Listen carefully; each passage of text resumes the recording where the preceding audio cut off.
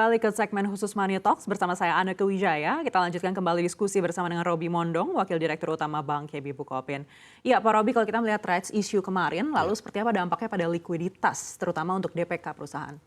Kalau saya lihat dari likuiditas yang ada saat ini kita cukup baik dan cukup stabil. Jadi saya tidak melihat ke depannya menjadi isu dan mudah-mudahan dengan ekonomi kita yang cukup stabil, suku bunga kita yang kemarin dipertahankan dan kita menyambut baik keputusan BI, saya rasa likuiditas akan terjaga dengan baik. Ya. Baik, karena kalau tadi Bapak katakan akan fokus ke kredit korporasi, artinya ini kan sebenarnya dibutuhkan likuiditas yang besar begitu, karena kalau kredit korporasi ini kan biasanya juga jumlahnya lebih besar daripada kredit-kredit retail. Gitu. Apakah secara likuiditas ini masih aman untuk kredit korporasi dan apakah ini menjadi salah satu pertimbangan juga? Ya.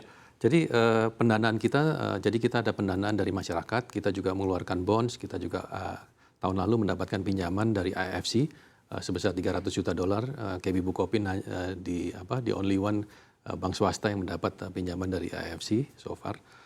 Jadi kita pendanaan jangka menengah, jangka panjang kita cukup diversifikasi. Jadi menurut kami aman untuk likuiditas kita. Ya. Baik, bagaimana dengan sektornya? Apakah ada sektor-sektor korporasi khusus yang mungkin menjadi target dari KB Bukopin hingga akhir 2023 ini? Ya, jadi tadi seperti saya sampaikan untuk kita banyak juga untuk Korean Link, jadi perusahaan-perusahaan Korea yang ada di Indonesia. Karena kita juga induk kita adalah Kookmin Bank, ya. Kalau mungkin saya cerita sedikit, Kookmin ini sendiri adalah bank terbesar di Korea, baik secara aset, secara revenue dan number of customer. Jadi 2/3 dari penduduk di Korea Selatan itu mempunyai rekening di Kookmin. Jadi ini sesuatu yang luar biasa juga. Jadi ini sesuatu yang bisa kita pelajari dan kita ikuti bagaimana mengembangkan bisnis retail di Indonesia. Sebetulnya kalau Kookmin sendiri di Korea Selatannya itu sangat besar di retail. Ujungnya kita akan ke depannya jangka panjang kita akan menuju retail hanya karena saat ini kita masih fokus ke korporasi sambil kita mengembangkan infrastruktur termasuk digital banking kita. Kita akan launch di akhir tahun terkait dengan digital banking kita. Nanti setelah semua yang terkait dengan digital, karena untuk consumer retail kita memerlukan digital ya. Setelah digitalisasi, setelah itu kita jalankan semua, kita akan juga fokus juga kepada UMKM dan retail bisnis, dan kedepannya itu akan menjadi bisnis kami yang utama. Baik, kita tahu juga semakin banyak investasi dari Korea Selatan di Indonesia. Artinya ini sektor korporasinya semakin beragam. Apakah di antara sektor-sektor itu ada yang menjadi target khusus dari KB Bukopin? Ya, kalau target khusus dari sektor itu terutama yang tadi terkait dengan pembiayaan berkelanjutan atau pembiayaan hijau atau ESG yang kita fokus ke sana. Jadi banyak juga pembiayaan-pembiayaan kita yang terkait dengan ekosistem yang green, jadi apakah itu tadi termasuk transportasi dan lain-lainnya yang memang pembiayaan berkelanjutan. Ya. Baik, menarik sekali pembiayaan berkelanjutan, di mana kita tahu juga masih banyak sekali sebenarnya kendala untuk program-program berkelanjutan atau sustainable yang ada di Indonesia. Seoptimis apa KB Bukopin menilai kalau memang sektor sustainable ini akan memiliki pertumbuhan yang baik hingga 2023 dan setelahnya? Ya. Kalau kita lihat pada saat ini pun juga sudah cukup baik ya pertumbuhannya, dan kedepannya kami rasa juga akan berkembang baik, baik di Korea maupun di Indonesia, dan juga mendukung program pemerintah. Ya, banyak inisiatif-inisiatif dari pemerintah yang terkait dengan pembiayaan hijau, dan kami juga mendukung ke arah sana. Jadi kami juga sudah berbicara dengan grup-grup dan juga mempunyai MOU dengan beberapa grup perusahaan untuk pembiayaan ini dan untuk membuat ekosistemnya. Baik, satu hal lagi yang juga menarik untuk kita bahas hari ini adalah memang KB Bukopin saat ini mengutamakan korporasi, tapi selanjutnya baru akan masuk retail dan UMKM. Tapi kita tahu sebelum Kookmin masuk, ini sebenarnya untuk Bukopinnya sendiri ini fokus ke UMKM dan juga dana pensiunan. Apakah memang ada pertimbangan khusus untuk mengubah target dari pemberian kredit saat ini atau seperti apa? Ya, sebenarnya kita tidak merubah. Jadi bisnis pensiunan juga tetap berjalan dengan baik, dan kita mempunyai portfolio cukup besar sekitar 12 triliun terkait dengan pensiunan. Kita juga bekerja sama dengan Taspen dan Asabri dan berjalan dengan baik. Tetap itu kita akan kembangkan terus dan masih menjadi opportunity juga yang baik buat kita. UMKM juga berjalan. Kita mulai dengan korporasi ini karena tadi kita mempersiapkan digitalisasi. baik untuk UMKM, baik untuk retail, dan juga untuk bisnis pensiunan. Karena arahnya nanti kita untuk digitalisasi akan membuat bisnis kita lebih berkelanjutan, dari sisi biaya juga lebih rendah, dari sisi otomatis juga akan lebih berjalan lebih baik. Ya. Baik, Pak Roby mungkin boleh diperinci sedikit begitu kalau secara struktur berapa besarnya kredit korporasi dibandingkan dengan bisnis dari dana pensiunan dibandingkan dengan UMKM saat ini? Kalau bisnis korporasi saat ini mungkin sekitar 40% ya. Kalau bisnis UMKM kita 30% dan sisanya adalah retail. Ya, at the end nanti kita akan membuat retail akan lebih besar secara proporsi dan korporasinya akan lebih kecil di dalam jangka panjang. Bagaimana dengan dana pensiunan? Berapa persen? Dana pensiun bukan dana pensiun, bisnis pensiun itu adalah salah satu dari bisnis retail yang masuk. Jadi itu masuk di dalam segmen bisnis consumer.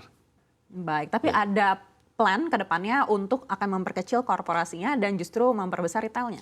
Sebetulnya kita bukan memperkecil, jadi ekspansi usahanya dari sisi retailnya akan lebih besar. Sama-sama growth, cuman mungkin secara persentase, secara volumenya, eventually nanti dari retailnya akan lebih besar dibanding korporasi. Baik, apa pertimbangannya justru akan menunda untuk fokus terhadap retail?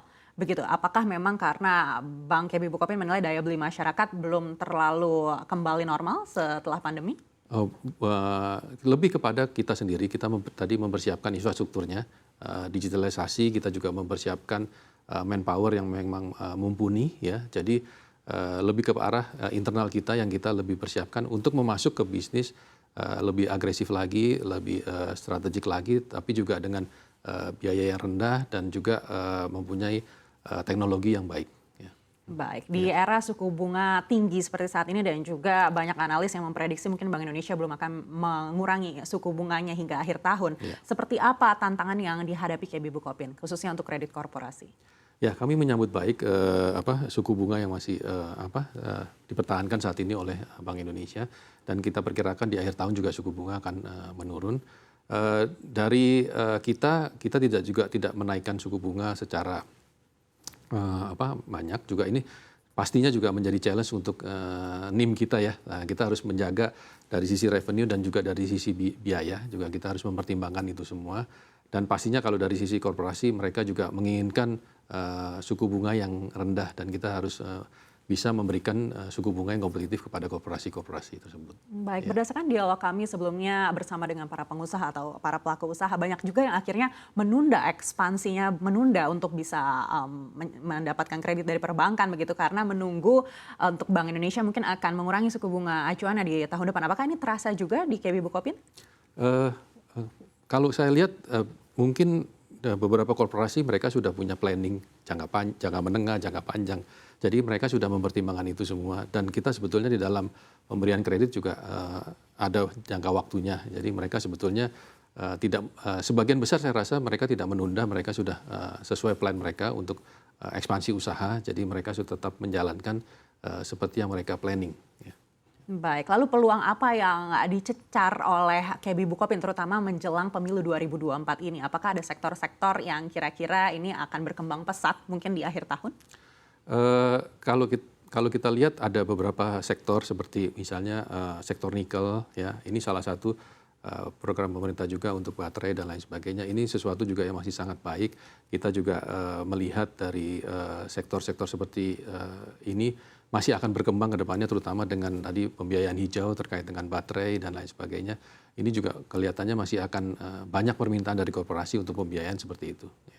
Baik, bagaimana dengan sektor-sektor konsumsi? Ini kan biasanya juga pertumbuhannya cukup pesat jelang pemilu begitu. Apakah juga KB Bukopin menyasar sektor-sektor ini? Biasanya likuiditas akan meningkat, ya. Permintaan juga mungkin sedikit juga akan lebih banyak.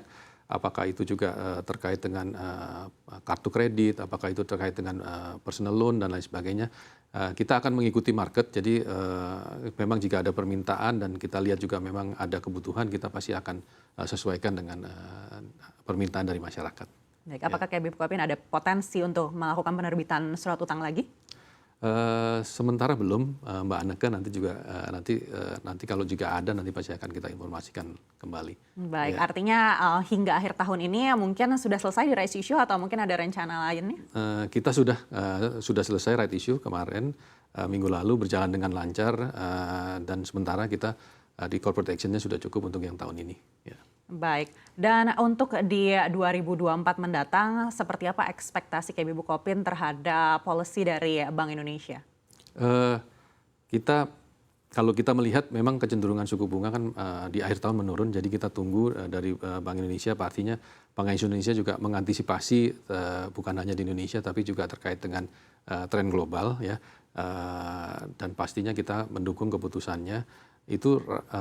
Dari segi rate itu memang kita harapkan dengan turunnya suku bunga itu akan menggairahkan dunia usaha, dan juga pasti dari sisi perbankan juga sangat baik menilainya. Ya. Baik, kalau KB Bukopin menilai seperti apa permintaan kredit retail juga apabila ternyata sesuai dengan ekspektasi Bank Indonesia di tahun depan akan mengurangi suku bunga acuan?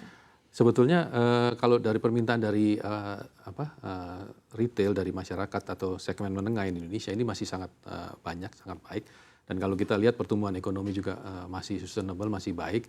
Jadi kita lihat ya, kita juga akan mendukung itu semua dan siap untuk memberikan kredit-kredit yang sifatnya retail, apakah itu KPR, apakah itu kartu kredit, personal loan yang related kepada nasabah-nasabah retail kami.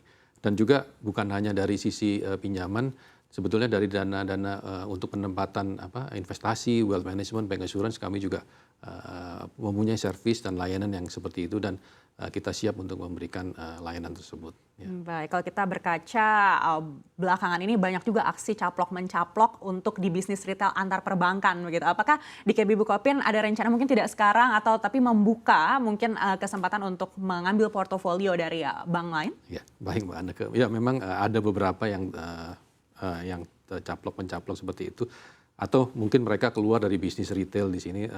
Sementara ini kita belum ada, tapi kita always selalu welcome terhadap opportunity seperti itu. Memang jika portfolionya juga baik dan kita juga merasakan itu sesuatu yang tepat untuk kita beli atau kita akuisisi portfolionya. Baik, tadi Bapak katakan juga ada bisnis wealth management di KB Bukopin. Sejauh ini seperti apa performanya? Cukup baik. Jadi kita mempunyai priority banking customer, ya.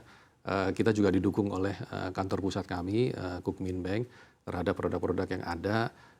Dan salah satu yang baik di KB Bukopin adalah kita tidak hanya bank sendiri, tetapi kita juga mempunyai afiliasi yang lain. Kita mempunyai insurance, kita mempunyai securities company, kita juga mempunyai multi finance, data teknologi. Jadi beberapa uniqueness dari Kukmin adalah tidak masuk sebagai bank sendiri, tetapi juga masuk dengan bank dan beberapa afiliatnya. Ada 6 afiliat kita di Indonesia. Baik, kita tahu juga banyak sekali volatilitas yang terjadi dan hingga 2023 ini berakhir, banyak juga momentum-momentum ini yang juga masih menjadi pertimbangan investor global begitu. Apakah di wealth management KB Bukopin ini sudah melihat adanya switching dana? Switching dana belum, mereka masih, terutama karena di kami juga tipikal customernya yang lebih konservatif, yang tidak terlalu agresif. Jadi memang profilnya masih yang lebih konservatif, jadi masih banyak dana-dana yang memang mereka tempatkan masih mostly selain di produk-produk non balance sheet, off balance sheet maksud saya, mereka juga masih banyak masih menempatkan dana-dana yang sifatnya terutama time deposit. Jadi sementara pergerakan dari on balance sheet maupun off balance sheet ini juga belum terlalu banyak. Ya. Baik, sekali lagi terima kasih Pak Robby Mondong, Wakil Direktur Utama Bank KB Bukopin telah bersama kami di studio CNBC Indonesia kali ini.